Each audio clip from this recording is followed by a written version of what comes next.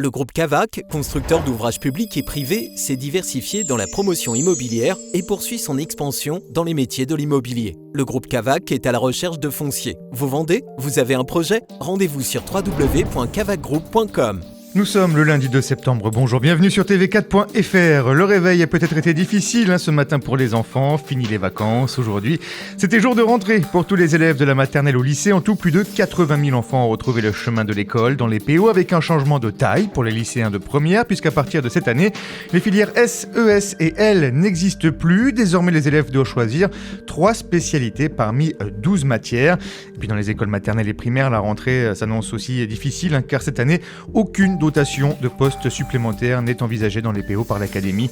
Les syndicats sont donc inquiets car les ajustements post-rentrée se feront forcément au détriment d'autres classes.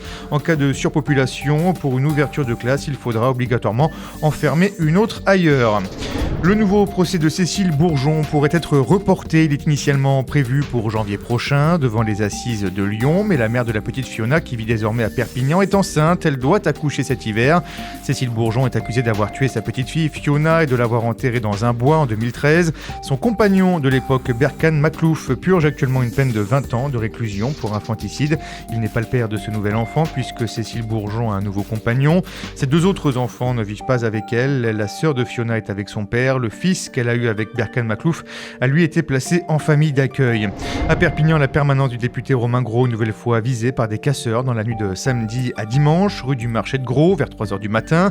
Cette fois, les vitres ont résisté à une quinzaine de coups de marteau, des vitres blindées posées il y a tout juste un mois après le saccage des locaux du candidat La République En Marche aux prochaines municipales par des Black Blocs.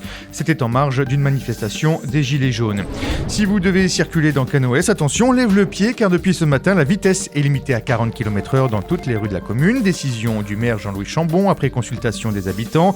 Alors il y aura bien une première période d'indulgence avec des contrôles préventifs pour sensibiliser les automobilistes, mais ensuite place à la répression et donc à la verbalisation. L'USAP recherche son âme perdue hier après-midi à Aix-en-Provence avec une défaite 25-10. Les Sankéors ont joué durant les 10 premières minutes, ils menaient alors 10-0, puis plus rien, le néant. On a fait de la merde pendant 70 minutes, avouera le coach Patrick Arletaz à la fin du match. Il ajoutera qu'il n'y a rien à retenir de ce match-là. Aujourd'hui, l'USAP pointe à la 10e place de la Pro D2 après 2 journées de championnat. Oyonnax mène la danse avec 2 victoires bonifiées dans la besace. Vous retrouvez ce flash info sur notre site internet tv4.fr. Vous pouvez également nous suivre sur notre page Facebook et notre compte Twitter. Bonne soirée et à demain.